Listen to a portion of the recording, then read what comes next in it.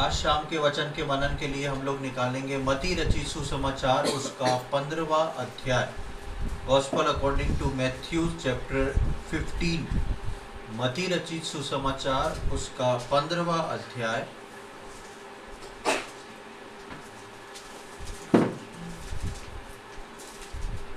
पंद्रहवें अध्याय की हम लोग 29वीं आयत से लेके 38वीं आयत तक पढ़ेंगे।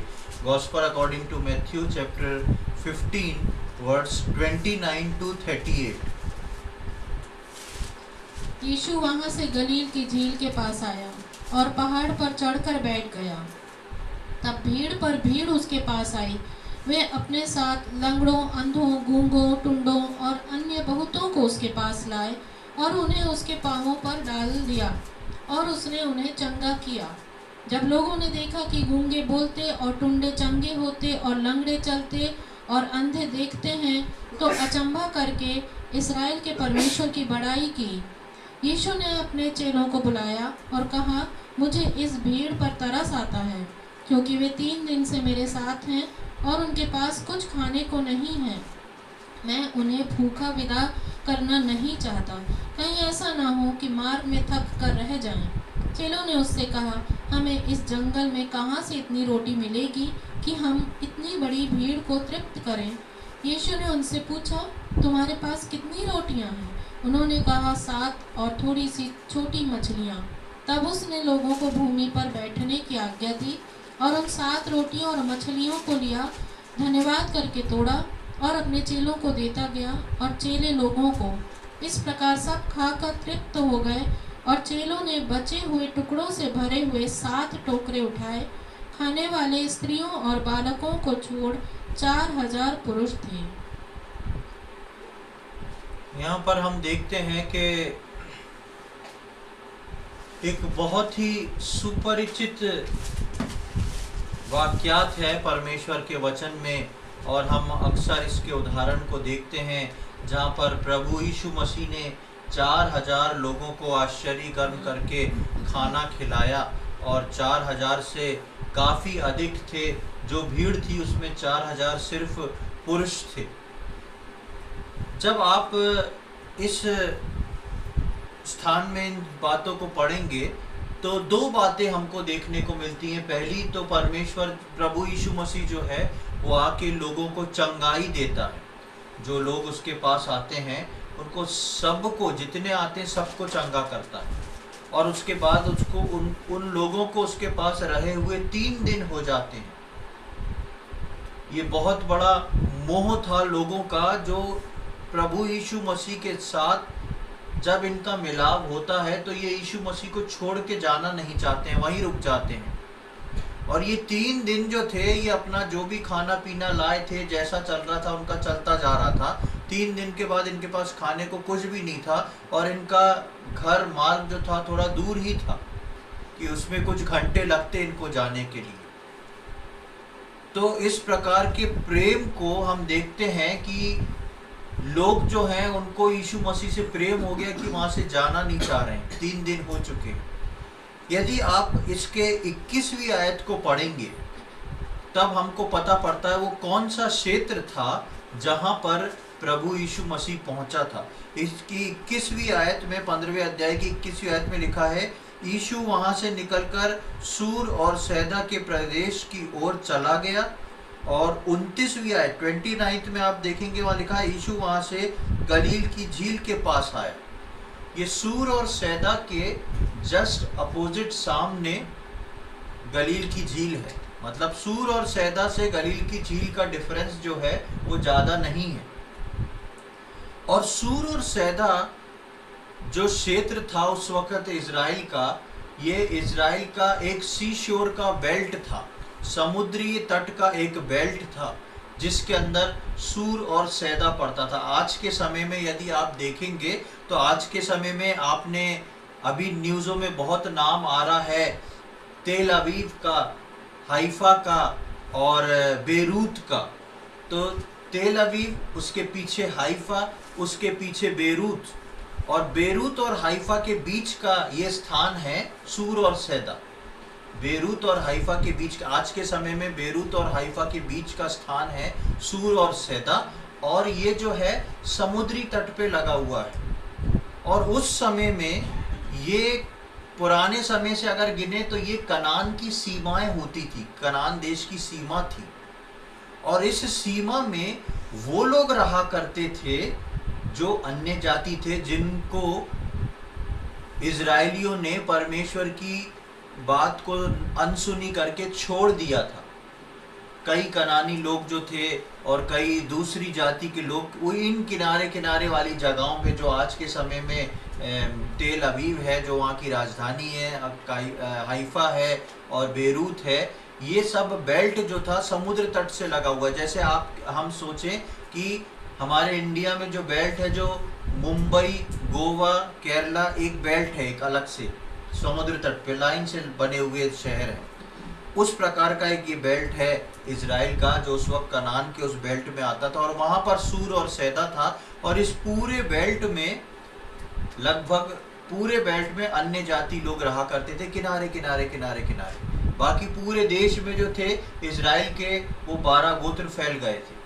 अब इस बेल्ट में जितने लोग रहते थे, वहाँ पर हम पढ़ते हैं, जब हम 29वीं आयत से 31 तक पढ़ा, तो हमने वहाँ पर बहुत सारे रोगियों को चंगा होते हुए देखा। बहुत सारे रोगी जो हैं वो चंगे हो रहे हैं, सबको चंगा किया प्रभु यीशु मसीह ने वहाँ आके। और इन सब को, जिनको प्रभु यीशु मसीह चंगा कर रहा था, जानते हैं ये लोग कौन थे? ये वो अन्य जाति थे। इसमें बहुत कम यहूदी लोग इन्वॉल्व थे, क्योंकि यहूदी लोग ऐसे भी अन्य जातियों की जहाँ गोष्ठी होती, अन्य जातियों की उपस्थिति होती थी, उनके साथ मिंगल नहीं होते थे, सम्मिलित नहीं होते थे, मिलते नहीं थे। तो ये पूरा बेल्ट जो था वो अन्य जातियों का था। और जितने यहाँ पर चंगाई पा रहे थे सब अन्य जाति थे। कैसे अन्य जातियों को प्रभु यीशु मसीह चंगा कर रहा है, जबकि आप इसके पहले ही देखेंगे 21वीं आयत जो हमने पढ़ी थी कि वो सूर और सैदा में गया था, वहाँ से 22 से लेकर 28 तक यदि हम पढ़ते हैं, हमको पढ़ने की ज़रूरत नहीं है, अगर हम पढ़ते हैं तो आपको याद होगा, वहाँ पर एक कनानी स्त्री आ जाती है यीशु मसीह के पास। और कनानी स्त्री आके बोलती है, मेरी बच्ची को ठीक करना है, उसमें दुष्ट आत्मा उसको बहुत सताता है। तो यीशु मसीह उस स्त्री से क्या बोलते हैं कि लड़कों की रोटी, बच्चों की रोटी लेके कुत्तों के आगे डालना ठीक नहीं है। और वो स्त्री बोलती है कि कुत्ते भी मेज का चूर चार जो है वो खा लेते हैं। और प्रभु उसके विश्वास को देख के उसको चंगा कर देता है, उसकी बेटी को ठीक कर देता है। ये प्रभु यीशु मसीह उसी बेल्ट में गुजर रहा है, उसी बेल्ट में गुजर रहा है। जब ये स्त्री जो है, इसकी बच्ची ठीक हो जाती है, तो इस स्त्री के परिवार के द्वारा पूरे उस बेल्ट में धूम मच जाती, जो कि अन्य जाति था, जो कि बहुत बुरी तरह शैतान की चीज़ों से जकड़ लिया गया था, ये अन्य जाति पूरा बेल्ट। और ये सब जो थे इस रीति से आ गए थे, जो कि पूरा सूर और सैदा से लेके तेल अवीव तक, जो आज का शब्द है वो तेल अवीव पहले नहीं था, वहाँ तक वो जो पूरा बेल्ट है, ये पूरा बेल्ट जो है, बाद में हम यहाँ पर 29वीं आयत में देखते हैं, यीशु वहाँ से गलील की झील को गया, उसके जस्ट अपोजिट सामने गलील की झील थी। और गलील की झील जो थी ट्रायंगल शेप में है, एक सेमी ट्रायंगल कह सकते हैं अपन, उस सेमी ट्रायंगल शेप में है। और उसके जस्ट अपोजिट ये सी शोर है, जिसके अंदर ये लोग सब रहते हैं। ये लोग सब उठ के जो थे, इनको जैसे ही खबर मिलती है, कैसे खबर मिलती, क्या होता है, बाइबल पढ़ें तो हमको यही लगता है कि शायद इस स्त्री से ये बात फैल गई होगी कि वो केवल यहूदियों को नहीं, हम लोग को भी चंगा कर दे रहा है। तो यीशु मसीह यहाँ पर उस गलील की झील को जाके एक पहाड़ी पे बैठ जाते हैं। और ये पूरी भीड़ जो सूर और सैदा की थी, दूसरी जगह की थी, ये सब यीशु मसीह के पास पहुंच जाती है। और 30वीं आयत से हम देखते हैं कि तब भीड़ पर भीड़ उसके पास आई, वे अपने साथ लंगड़ों, अंधे, गूंगों, टूंडों और अन्य बहुत को उसके पास लाए और उन्हें उसके पांवों पर डाल दिया और उसने चंगा किया। अब ये पूरी भीड़ चली आ रही है, यीशु मसीह ने एक स्त्री को तो मना कर दिया था, लेकिन उसकी बेटी को फिर भी चंगा किया। अब उस चंगाई को सुन के उनकी भीड़ आ रही है और इनको नहीं मालूम यीशु मसीह से क्या कहना है। इनको नहीं मालूम यीशु मसीह से क्या कहना है। शायद यीशु मसीह कुछ बोलते तो उसका उत्तर ये उस स्त्री के समान बेहतर उत्तर नहीं कर पाते। ये लोग जा रहे हैं और जाके देख रहे हैं वही व्यक्ति जिसने चंगा किया था, जाके उसके पैर के पास उस व्यक्ति को छोड़ दे रहे हैं। अपने घर से बीमार व्यक्ति को, दुष्ट आत्मा पीड़ित को ले जा रहे हैं, उसके पैर के पास छोड़ दे रहे हैं। और वहां पर हम देखते हैं कि यीशु मसीह बहुत तरस खा के उन सब को चंगा कर देता है। वहां पर अगर देखा जाए तो यीशु मसीह ने जो बात उस स्त्री से कही थी वो पूरी तरह बदल गई। यीशु मसीह ने उस स्त्री को बोला था कि ये ठीक नहीं है कि लड़कों की रोटी दी जाए। और जब कभी हम इस वाक्यात को पढ़ते हैं तो हमको लगता है कि प्रभु यीशु मसीह के लिए तो बोला जाता है, प्रभु यीशु मसीह इतना दयालु है, फिर कैसे ऐसे कठोर शब्द यीशु मसीह ने बोल दी। लेकिन उस कठोर शब्द के पीछे यीशु मसीह के उस नर्म दिल को देखिए कि एक स्त्री को उसने मना किया और ये पूरी जब भीड़ आ जाती है तो यीशु मसीह तरस से भर जाता है। अब 3 दिन हो गए हैं, तो 3 दिन ये लोग चंगाई ही नहीं पा रहे हैं। 3 दिन ये लोग चंगाई ही नहीं पा रहे हैं, बल्कि ये लोग अब प्रभु यीशु मसीह से उसके राज्य का सुसमाचार सुन रहे हैं। प्रभु यीशु मसीह इनको सुना रहा है, बता रहा है, इनका उठना बैठना, सोना, खाना पीना उसी स्थान पर हो रहा है, वहीं पर ये प्रभु यीशु मसीह के लिए बैठे हैं। जब इसके हम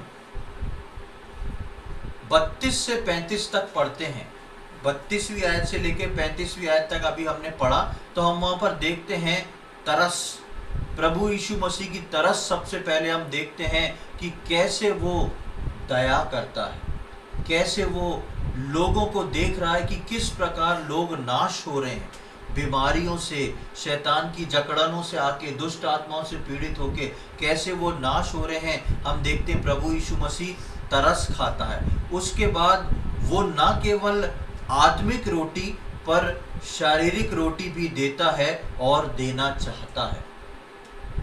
यीशु मसीह जो है केवल उनको चंगाई का तरस खा के चंगाई नहीं कर रहा है, और इन 3 दिन में यीशु मसीह ने उन लोगों को आत्मिक मन्ना दिया, आत्मिक रोटी दी, प्रभु के राज्य के बारे में बताया, और जब तक उनके पास जो भी खाने पीने को था वो खाते पीते रहे। 3 दिन बीत चुके हैं। अब यीशु मसीह को भी मालूम है कि इनके पास कुछ नहीं है। जब यीशु मसीह को मालूम है इनके पास कुछ नहीं है, तो यीशु मसीह इनको शारीरिक रोटी भी देना चाहता है। यीशु मसीह चाहता है कि इनको मैं वचन से तृप्त किया है, इनको शारीरिक चीज से भी तृप्त करूं, रोटी से तृप्त करूं, इनकी भूख को मैं मिटाऊं। और वहां पर लिखा है कि 32वीं आयत में आप देखें तो लिखा है, यीशु ने अपने चेलों को बुलाया और कहा, मुझे इस भीड़ पर तरस आता है, क्योंकि वे 3 दिन से मेरे साथ हैं और उनके पास कुछ खाने को नहीं है। मैं उन्हें भूखा विदा करना नहीं चाहता, कहीं ऐसा ना हो कि मार्ग में थक कर रह जाए। यीशु मसीह को उनको अब विदा करना है। 3 दिन हो गए, लोग अपने घर बार छोड़ के बैठे हैं, और इसमें यीशु मसीह बोलता है कि मुझे इन लोगों पे, इस भीड़ पे तरस आती है जो 3 दिन से आए हुए हैं, और अब इनको मैं चाहता हूँ कि इनको कुछ भोजन दे के विदा करूं। कहीं ऐसा ना हो कि जगह दूर है, वहां तक जाते जाते ये लोग पस्त पड़ जाएं, थक जाएं, तबीयत खराब हो जाए। यहाँ पर हम देखते हैं प्रभु यीशु मसीह के पास आने वाले व्यक्ति की हर बात को प्रभु यीशु मसीह देखता है। मैं और आप अन्य जाति में से हैं, और जब हम प्रभु के समीप आए हैं तो ऐसा नहीं कि प्रभु सिर्फ चाहता है मैं और आप जो हैं आत्मिक रीति से बढ़ते चले जाएं, वचनों में बढ़ जाएं, प्रार्थना में बढ़ जाएं, आत्मिक जीवन में बढ़ जाएं, और हमारा संसार का जीवन जो है वो पूरा नश्वर हो जाए या बेकार हो जाए। नहीं, परमेश्वर ऐसा कभी भी नहीं चाहता है। परमेश्वर के पास आने वाले व्यक्ति को परमेश्वर जितनी चिंता उसके स्वर्ग पहुंचने की करता है, उतनी चिंता परमेश्वर उसके इस संसार में रहने के लिए भी करता है। बेशक हर व्यक्ति की बुलाहट अलग है, इसलिए परमेश्वर ने उसको कार्य भी अलग अलग दे रखे हैं। उन कार्यों और बुलाहटों के तहत एक विश्वासी को कई परिस्थितियों से निकल के जाना पड़ता है, वो बात अलग है। लेकिन उन परिस्थिति में हम जानते हैं एक शब्द है अनुग्रह, जिसमें परमेश्वर मुझको और आपको बहुत आयत से अनुग्रह देता है। वो ऐसा अनुग्रह नहीं कि आप बाइबल पढ़ोगे तो अनुग्रह मिलेगा, प्रार्थना करोगे तो अनुग्रह प्रार्थना करने को मिलेगा। वो ऐसा अनुग्रह है कि आप सांसारिक जीवन में जो जीवन आपका व्यापन करते हैं उसके लिए भी प्रभु आपको अनुग्रह देता है। परमेश्वर आपके कष्ट को, आपकी तकलीफ को देखता है। यीशु मसीह कह सकता था चलो ये 3 दिन वचन दे दिया, अब इसके हिसाब से चलना, जाओ अपने घर जाओ, हो गया, प्रार्थना करोगे तो मैं आशीष दूंगा, मैंने जो 3 दिन वचन प्रचार किया इसके ऊपर चलोगे तो सब ठीक रहेगा। ऐसा यीशु मसीह ने नहीं कहा। लेकिन यीशु मसीह को उसकी चिंता हो रही है, उन लोगों की चिंता हो रही है जिसके लिए यीशु मसीह एक स्त्री को बोला था कि रोटी जो है कुत्तों के आगे डालना ठीक नहीं। आज जो यीशु मसीह ने बोला था, यीशु मसीह के पैटर्न में देखे तो यीशु मसीह उन सारे कुत्तों को जमा करके सुसमाचार सुना रहा है और उनको रोटी भी खिला रहा है। जबकि एक रोटी का दाना देने के लिए यीशु मसीह ने मना कर दिया था, और हम सब समझते हैं ये तो बहुत कठोर बात है। लेकिन उसी के बाद के पैसेज में आप देखें तो ये 4000 लोग वो थे जिसमें लगभग ज्यादा लोग जो थे अन्य जाति थे, जिसके लिए यीशु मसीह ने बोला था ऐसा नहीं करूंगा, लेकिन यीशु मसीह ने उनके लिए ऐसा किया। तो प्रियो, जो यीशु मसीह के पास आता है वो ये ना सोचे कि यीशु मसीह को सिर्फ और सिर्फ आत्मिक चीज चाहिए, ऐसा नहीं है। क्योंकि उसने मेरी और आपकी आत्मा को बनाया है, क्योंकि उसने मुझको और आपको बनाया है, वो मेरी और आपकी आत्मिक जरूरत के साथ साथ शारीरिक जरूरत को भी पूरा करना जानता है। वो जानता है इस व्यक्ति को किस चीज की आवश्यकता होगी, किस चीज का क्या होगा। जब हम 33वीं आयत में आते हैं, वर्स 33, तो लिखा है जब यीशु मसीह ने चेलों को बोल दिया तो चेले क्या बोलते हैं? चेलों ने उससे कहा, हमें इस जंगल में कहाँ से इतनी रोटी मिलेगी कि हम इतनी बड़ी भीड़ को तृप्त करें। उस समय जब ये लिखा गया उस समय वहाँ पर जंगल था। आज वहाँ पर कोई जंगल नहीं, सब साफ हो चुका है, शहर बना हुआ एकदम नई चकाचौंध है। जिस एरिया के बारे में ये लिखा हुआ है, उस एरिया में जहाँ पर यीशु मसीह गलील की झील के पास बैठे हैं, उसके चारों ओर घना जंगल है। उस जंगल को पार करके इनको सूर और सैदा पहुँचना है, जहाँ से ये पूरी भीड़ आई है, जहाँ से ये कनानी जाति और दूसरी अन्य जाति आई है। तो ये चेले बोलते हैं कि हमें इस जंगल में कहाँ से इतनी रोटी मिलेगी कि हम इतनी बड़ी भीड़ को तृप्त करें। जंगल में कहाँ से लाएं, उनका प्रश्न था। यानी कि चेलों को मालूम है कि यीशु मसीह जो है वो ऐसे ही आश्चर्य कर्म करके रोटी नहीं खिलाता।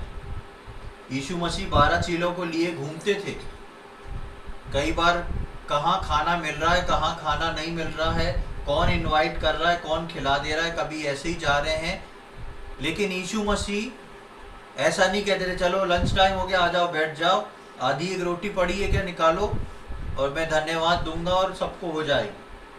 यीशु मसीह ने अपने चेलों के लिए कभी भी लंच और डिनर प्रिपेयर करके नहीं दे दिया उसी आश्चर्य कर्म से। जो 4000 से ऊपर लोग को खिला सकता है, वो क्या 12 लोगों को नहीं खिला सकता? खिला सकता है। लेकिन प्रभु उस प्रैक्टिस में नहीं था कभी। प्रभु ने वो चीज चेलों को कभी नहीं रखी थी। इसलिए चेलों के मन में एक प्रश्न है, प्रभु इतना घना जंगल है, इतने लोगों की भीड़ है, हम इतने लोगों की भीड़ में कहाँ से लाके इतने लोगों को खिला सकते हैं? ये चेले प्रभु यीशु मसीह से पूछते हैं। पर वो यीशु मसीह जो था वो रोज आश्चर्य कर्म करके चेलों को रोटी नहीं देता था, पर उसके पास आए हुए लोगों के लिए यीशु मसीह आज सब कुछ करना चाह रहा था।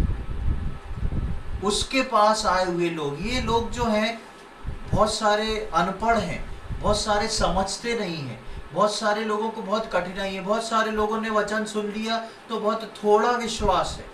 बहुत सारे लोग जो हैं चंगे हो गए, आगे हो गए, लेकिन उन्हें नहीं मालूम कि अब किस प्रकार बढ़ना है। लेकिन 3 दिन इनने प्रभु का वचन सुना है।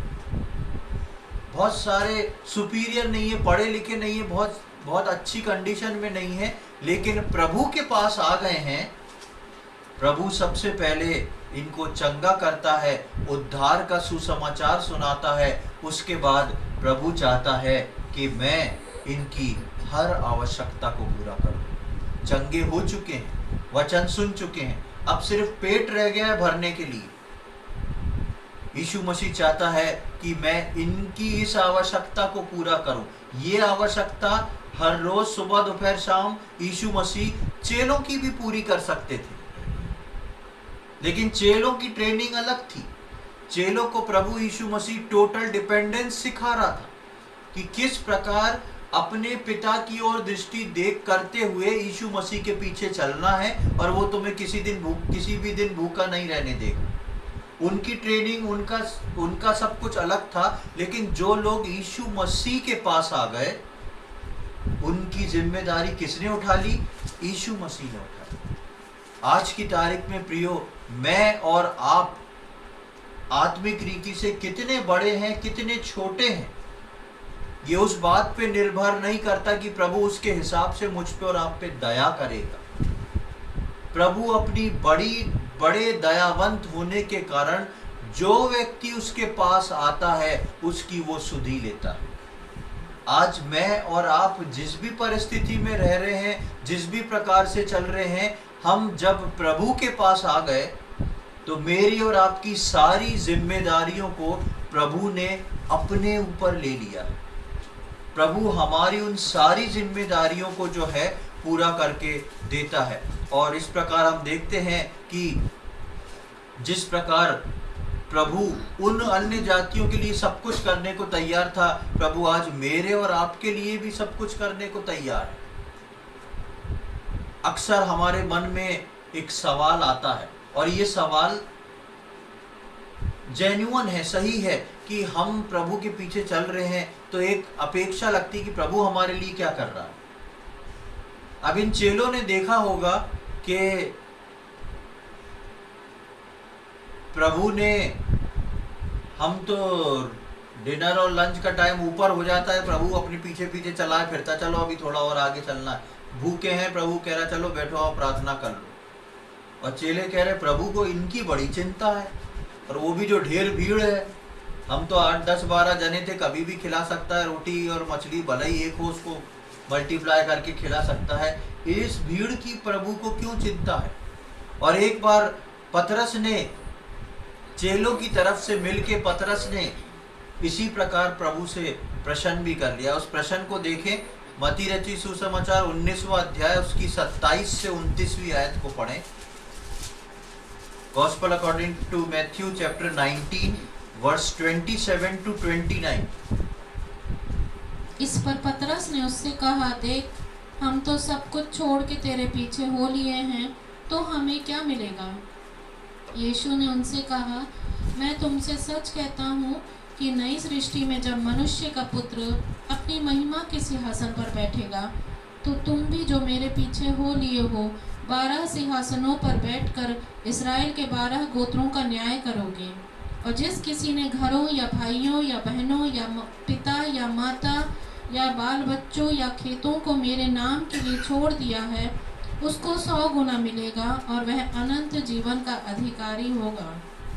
यहाँ पर हम देखते हैं कि पतरस ने यही सवाल यीशु मसीह से पूछ लिया था। आखिर रहा नहीं गया पतरस से। उसने कहा, प्रभु अच्छा भला मैं मछुआरे का काम करता था, अपने घर की रोजी रोटी के लिए अच्छा कमा लेता था, लेकिन आपने बोला नाव छोड़ दो, जाल छोड़ दो, मेरे पीछे आओ, मैं आपके पीछे आ गया। अब जो है हम जो सब कुछ छोड़ कर आए हैं, आप 27वीं आयत में देखें तो वो बोलता, देख हम तो सब कुछ छोड़ के तेरे पीछे हो लिए हैं, हमने तो सब कुछ छोड़ा है, हमको क्या मिलेगा? यीशु मसीह बोलता है, ऐसा कोई व्यक्ति नहीं जो मेरे नाम से यदि कुछ छोड़ के आता है उसको कुछ ना मिले, उसको 100 गुना प्रतिफल मिलेगा हर चीज का। और ये प्रतिफल जो है ना केवल स्वर्ग के राज्य में मिलेगा, स्वर्ग के राज्य में तो ये 100 गुना से भी ज्यादा हो जाएगा, लेकिन इस पृथ्वी के जगह पे हमारी कॉलिंग के अकॉर्डिंग प्रभु मेरा और आपका साथ कभी नहीं छोड़ेगा। वो मुझको और आपको थामे रहेगा, पकड़े रहेगा। हो सकता है किसी को ये बात समझ में ना आए, और हो सकता है कि मुझको और आपको भी ये बात समझ में ना आए कि फिर कैसे, क्योंकि मनुष्य की ये फितरत है। जो पतरस यहाँ बोल रहा है, ऐसा नहीं कि पतरस के मन में था, मेरे और आपके जीवन में भी आता है ये प्रश्न कि देखो सब तो करके चल रहे हैं, फिर किस प्रकार प्रभु हमारी सहायता करेगा, मेरे परिवार का क्या होगा, मेरे परिवार के जो लोग उद्धार में नहीं आए उनका क्या होगा, मेरे माता पिता का क्या होगा, मेरे बच्चों का क्या होगा, मेरे भाई बहनों का क्या होगा। ऐसे कई विचार आते हैं। मेरे आगे के जीवन का क्या होगा, मेरे पास कुछ बैंक में सेविंग्स नहीं है, फिर मेरा क्या होगा, मुझको कौन खिलाएगा, कौन आगे बढ़ाएगा, कैसे मेरा जीवन व्यापन होगा। बहुत सारे सवाल आपके मन में आ सकते हैं, और वो जेन्युइन है, क्योंकि पतरस भी बोलता है जो यीशु मसीह का चेला है, इतने आश्चर्य कर्म करता देख रहा है, फिर भी पतरस भी बोलता है। लेकिन प्रभु एक बात बताता है जो हमने मत्ती 15 में देखी, कि जो परमेश्वर के पास आ जाते हैं उनके सोचने से पहले परमेश्वर उनके लिए विचार करता है। ये जो भीड़ प्रभु यीशु मसीह के पास आ गई थी, इस भीड़ अपना खा पी रही थी, प्रभु इनको सुसमाचार सुना रहा था, जिससे पहले ये भीड़ प्रभु से बोलती कि प्रभु बहुत भूख लग रही है, अब हम वापस घर जा रहे हैं, उससे पहले प्रभु के अंदर एक विचार आया कि मैं इन लोगों को ऐसे ही विदा नहीं करना चाहता। यीशु मसीह चुप रहता, अपने आप वो लोग उठ के चले जाते कि चलो हो गई मीटिंग, अब अपने अपने घर जाएं। लेकिन यीशु मसीह ने उनको न केवल चंगा किया, न केवल आत्मिक बातें बताई, स्वर्ग के राज्य के बारे में बताया, सुसमाचार सुनाया, लेकिन प्रभु को उनके शरीर की भी चिंता। अब जब हम इसकी 34वीं आयत में आते हैं, वापस 15वें अध्याय में आ जाए, मत्ती के 15वें अध्याय में, जब उसकी 15 की 34 में आते हैं, तो यीशु मसीह लिखा है, यीशु ने उनसे पूछा तुम्हारे पास कितनी रोटियां हैं? उन्होंने कहा 7 और थोड़ी सी मछली। अब जब ये लोग प्रश्न कर रहे हैं कि इस जंगल में कहां से इनके लिए रोटी लाएंगे, अब चेले सोच रहे हैं, सोच के देखिए, चेले सोच रहे हैं ये भीड़ हट जाए तो जो भैया 7 रोटी है और मछली है, आधी आधी पौन रोटी तो अंदर कर ले, थोड़ा सा शांत हो जाए। और यीशु मसीह क्या कह रहा है, तुम्हारे पास क्या? कितनी कड़वी, कितनी सख्त बात है। चेले कहेंगे वाह यार, ये कैसा यीशु मसीह है? हमारे को तो दूर की बात है, उसको इतनी चिंता हो रही है, जो हमारे पास है उस पर भी देख रहा है कि इनके पास क्या है वो निकाल लो। ये चीज यीशु मसीह नगर के लोग जो आए हैं उनसे नहीं कह रहा है भाई तुम्हारे पास क्या क्या है उनको निकाल लो, मैं आशीष दूंगा, बढ़ जाएगा। यीशु मसीह अपने चेलों को बोला, जैसा मैंने बताया कॉलिंग अलग है, सबकी बुलाहट अलग है। ये चेले यीशु मसीह के साथ रह के यीशु मसीह जैसा बनते जा रहे थे।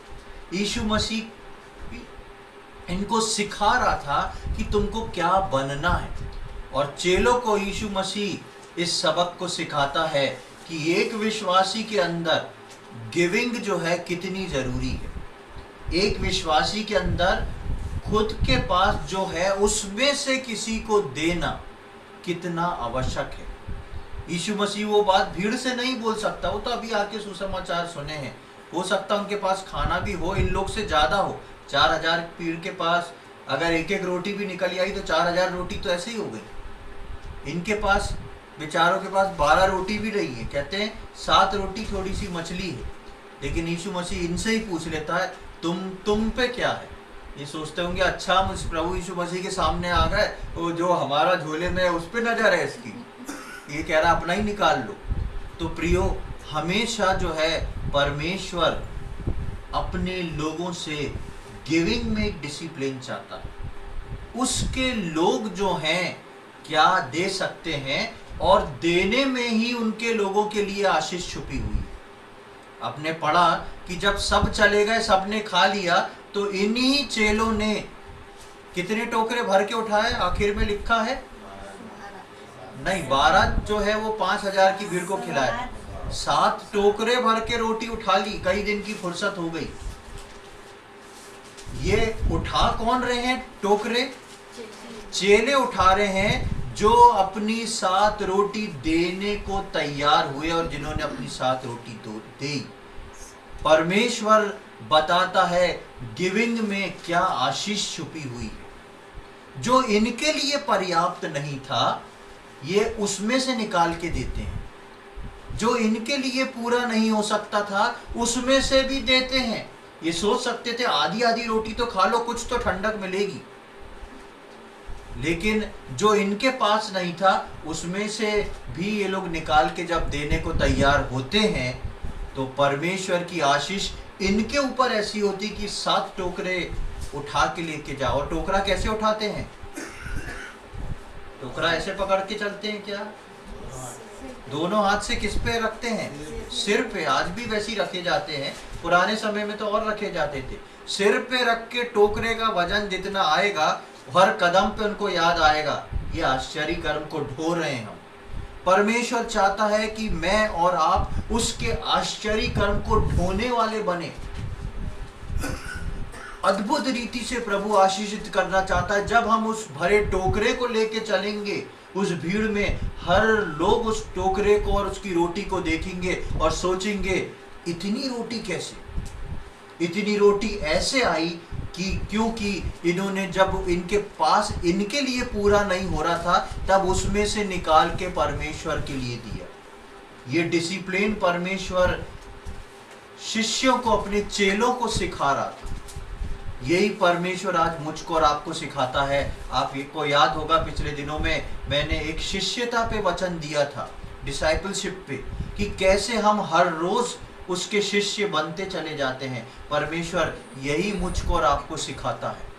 कैसे? वो चीज परमेश्वर सिर्फ अपने चेलों को सिखा रहा है। चेले ज्यादा इंपॉर्टेंट हैं, वो आगे चल के काम करने वाले थे, लेकिन उनको भी प्रभु यीशु मसीह इस बात को सिखाता है, दूसरों को खिलाओ और तुम सीखो कि तुम दूसरों को खिलाने के बाद तुम कितने भरपेट हो जाते हो।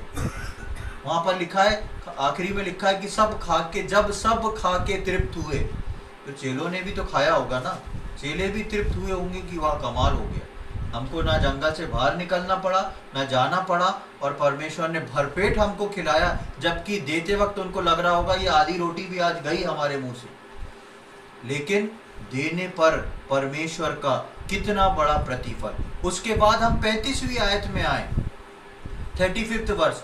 तब उसने लोगों को भूमि पर बैठने की आज्ञा दी। 4,000 लोगों से बड़ी भीड़ खड़ी हुई है वहां पर, सब तितर बितर हैं। 4,000 की भीड़ में 4,000 जो गिने गए सिर्फ पुरुष हैं, उसमें स्त्रियां और बच्चे भी हैं। उस भीड़ में जब उनको तृप्त करने की बारी आती है, आखिरी में लिखा सब तृप्त हुए। ये सबको तृप्त करने के लिए इनको यीशु मसीह की एक आज्ञा आई। क्या था? यीशु मसीह बोलता है सबको बैठा दो। हाथ में खड़े होके किसी को रोटी नहीं दी जाएगी, सबको एक लाइन से बैठा दो। और जब सब लोग एक लाइन से बैठ जाते हैं, तब उनको धन्यवाद दे के प्रभु रोटी देता जाता है। प्रभु से आप अगर कुछ पाना चाहते हैं तो बैठना सीखना बहुत जरूरी है। तीसरी बात हम देख रहे हैं कि प्रभु से यदि आप कुछ पाना चाहते हैं, चाहे वो आत्मिक हो, चाहे वो शारीरिक हो, चाहे वो सांसारिक हो, प्रभु से यदि आप कुछ लेना चाहते हैं तो आपको, प्रभु की आज्ञा है ये, उसको लेने के लिए आपको बैठना जरूरी है। खड़े खड़े आपके हाथ में प्रभु कुछ नहीं देगा। आपको प्रभु के सम्मुख जाके बैठना होगा। प्रभु से आप अगर कुछ पाना चाहते हैं तो बैठना सीखना होगा, तभी आप उत्तम पा सकते हैं। खड़े होके तो प्रभु से बहुत सारे लोग ले जाते हैं, क्यों? क्योंकि टाइम नहीं। लेकिन प्रभु के चरणों में बैठना, प्रभु के सम्मुख बैठना और सिर्फ इस लालच से नहीं कि मुझे कुछ मिल जाएगा, लेकिन प्रभु के सम्मुख आत्मिकता को पाने के लिए, प्रभु को पाने के लिए, उसका स्वभाव पाने के लिए, उसकी बातों को पाने के लिए, और साथ साथ आप अपने सांसारिक चीज़ों को, सांसारिक बातों को भी लेके रख सकते हैं। इसलिए जब हम प्रार्थना करते हैं तो हम स्तुति आराधना करते हैं, फिर प्रभु का इंतज़ार करते हैं कि प्रभु हमसे कुछ बात करे, फिर हम प्रभु के सम्मुख अपनी बातों को रख के अपनी ज़रूरतों को भी रखते हैं। तो प्रभु से कुछ पाना चाहते हैं तो खड़े होके नहीं मिलेगा। खड़े होना या चलना जो है जल्दबाजी को दिखाता है। आप सोचें कि थोड़े से में सब कुछ कर लूं, जल्दबाजी में थोड़ी प्रार्थना भी कर लूं, वचन कर लूं, लेकिन अगर आप प्रभु के सम्मुख बैठना नहीं सीखे तो याद रखें, प्रभु आपको दे तो देगा लेकिन उत्तम नहीं मिल पाएगा। वो 7 टोकरे भर के आशीषित आप कभी नहीं हो सकते जब तक आप प्रभु के चरणों में ना बैठे। लूका रचित सुसमाचार उसके 10वां अध्याय और उसकी 39वीं और 41वीं आयत को पढ़ने बहुत सुपरिचित है। Gospel according to Luke chapter 10 verse 39 and 41। वहां पर हम मरियम और मार्था के बारे में पढ़ते हैं। मरियम नामक उसकी एक बहन थी, वे प्रभु के चरणों में बैठकर उसका वचन सुनती थी। 41वां। प्रभु ने उसे उत्तर दिया, मार्था, हे मार्था, तू बहुत बातों के लिए चिंता करती और घबराती है, और आगे, परंतु एक बात आवश्यक है और उस उत्तम भाग को मरियम ने चुन लिया है जो उससे छीना न जाएगा। यहाँ पे आप देखेंगे कौन सा भाग लिखा है, उत्तम भाग। यीशु मसीह ने ये नहीं बोला उसने अपने भाग को ले लिया है, छीना नहीं जाएगा। यीशु मसीह बोलता है उसने उस उत्तम भाग को चुना है। कैसे चुन लिया? क्योंकि वो प्रभु यीशु मसीह के चरणों में बैठना सीख गई थी। आज प्रभु मेरे और आपके लिए उस उत्तम भाग को रखा है और प्रभु चाहता है कि हम कई बातों के लिए चिंतित ना रहें। सारी बातें चिंता करना ज़रूरी भी है, एक पारिवारिक रूप से, एक अपनी पर्सनल लाइफ के रूप से कई बातों की चिंता आती है, लेकिन प्रभु बोलता है कि उतनी चिंता मत करो, उससे पहले मेरे चरणों में बैठना सीख जाओ। अगर मेरे चरणों में तुम बैठना सीख जाओगे तो उन उत्तम चीज़ों को मैं तुम्हें दे दूंगा। प्रभु चाहता है मुझसे, प्रभु चाहता है आपसे, प्रभु चाहता है कि हर व्यक्ति उसके चरणों में बैठना सीख जाए। और चरणों में बैठना, उसके सम्मुख बैठना न केवल मांगना ही नहीं, लेकिन एक डिसिप्लिन्ड लाइफ को भी बताता है। रोटी दे रहा है प्रभु, ऐसे ही नहीं कि चलते फिरते खींचतान के रोटी ले ली, नहीं। एक डिसिप्लिन्ड लाइफ है, एक लाइन से प्रभु सबको बिठा रहा है। आपके अंदर वो बैठने का डिसिप्लिन भी होना चाहिए। उस डिसिप्लिन के साथ आपको बैठना है, तब प्रभु आपको वो उत्तम चीज देगा जो उसने आपके लिए चुन के रखी है। इसलिए वो बोलता है सारी भीड़ को बिठा दो और मैं तब उनको दूंगा। ये भीड़ में जितने भी खड़े होंगे, जैसे इनको पता पड़ रहा होगा रोटी मिलेगी पर बैठना पड़ेगा, तो कोई खड़ा रहा होगा क्या? नहीं, सब बैठ गए होंगे। अरे भाई बैठोगे तब मिलेगी रोटी, सब बैठ गए होंगे। इसीलिए मेरे और आपके जीवन में भी प्रियो, बैठना, चाहे वो हमारी आराधना हो, चाहे वो हमारी फास्टिंग प्रेयर हो, चाहे वो हमारी बाइबल स्टडी हो, चाहे वो हमारी प्रार्थना मीटिंग हो, चाहे मेरे और आपके जीवन की पर्सनल लाइफ में हर रोज बैठना हो, हर जगह पे प्रभु के लिए बैठना, एक डिसिप्लिन्ड लाइफ और उस उत्तम भाग को चुनना है जो मुझको और आपको उत्तम से उत्तम भाग प्रदान करता है, जो मेरी और आपकी गवाही में जुड़ के मेरी और आपकी गवाही को बढ़ाता है। उसके बाद हम 36 से 37 में पढ़ते हैं कि सब लोग जो थे वो तृप्त किए गए। प्रभु के पास आके और बैठकर ही हम तृप्त हो सकते हैं। प्रभु के पास ये भीड़ जो थी, ये प्रभु के पास आई थी, आके इसने सबसे पहले चंगाई को पाया, उन दुष्ट आत्माओं से उनको छुटकारा मिला, उसके बाद इनको आत्मिक भोजन मिला। क्योंकि जो दुष्ट आत्मा से ग्रसित थे वो कभी परमेश्वर का वचन नहीं सुन सकते थे, ना समझ सकते थे। तो पहले परमेश्वर ने उनकी दुष्ट आत्माओं को निकाल दिया, पहले परमेश्वर ने उनको उनके दर्द से राहत दे दी, उसके बाद परमेश्वर इनको, प्रभु यीशु मसीह इनको वचन सुनाता है। जो प्रभु यीशु मसीह के पास आते हैं, प्रभु मुझको, आपको, उस आए हुए सब लोगों को चंगा करता है। प्रभु अच्छा स्वास्थ्य देता है। प्रभु जो है वचन देता है, वो आत्मिक मन्ना देता है, उत्तम भाग देता है। और प्रभु मेरी और आपकी शारीरिक और सांसारिक आवश्यकता को भी पूरा करता है। ये इतना कड़ा परमेश्वर नहीं है।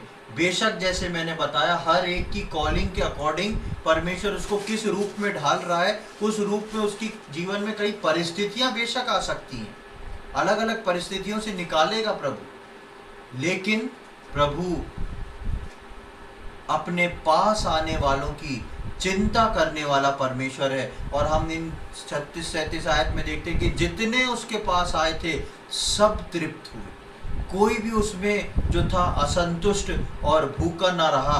और हम देखते हैं कि 7 टोकरे भर के उसने उठाया, 7 टोकरे भर के उनके चेलों ने उठा लिया। ये 7 टोकरे जो हैं आशीष हैं। 7 नंबर परफेक्शन को बताता है, एक आशीष जो कि परफेक्शन के साथ है।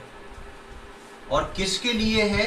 4000 लोग, 4 नंबर जो है वो संसार की चारों दिशाओं को बताता है। इस चारों दिशाओं से वो आने वाले, वो हर व्यक्ति के लिए ये 7 परफेक्शन के टोकरे हैं जो प्रभु के पास आ जाते हैं।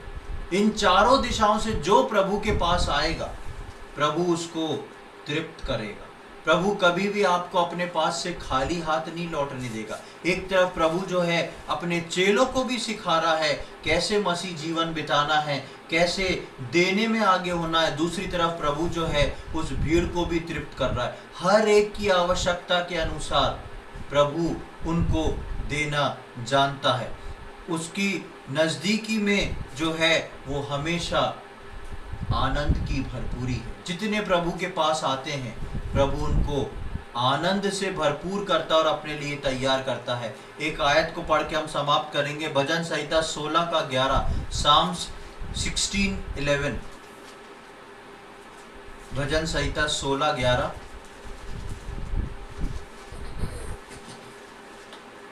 तू मुझे जीवन का रास्ता दिखाएगा, तेरे निकट आनंद की भरपूरी है, तेरे दाहिने हाथ में सुख सर्वदा बना रहता है। तू मुझे जीवन का रास्ता दिखाएगा। ये जो भीड़ चली आ रही थी, इसको प्रभु यीशु मसीह ने जीवन का रास्ता दिखाया।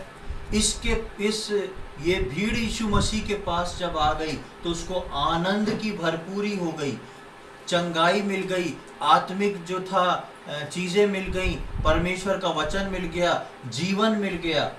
और उसके बाद शारीरिक और सांसारिक चीज भी परमेश्वर ने इनको प्रदान करी। इसलिए भजनकार बोलता है, तेरे निकट जो है आनंद की भरपूरी है, तू मुझे जीवन का रास्ता दिखाएगा। प्रियो, हम जिस परमेश्वर के पास आज आए हैं उसके निकट आनंद की भरपूरी है। वो मुझको और आपको जीवन का रास्ता दिखाने के लिए खड़ा है। क्या आपके पास समय है कि आप उसका हाथ पकड़ के उसके चरणों में बैठ जाएं और बोले, प्रभु मुझको चंगाई चाहिए, मुझको जीवन का रास्ता चाहिए, मुझको वो आनंद की भरपूरी चाहिए, और हाँ, मुझको शारीरिक और सांसारिक आशीष भी चाहिए।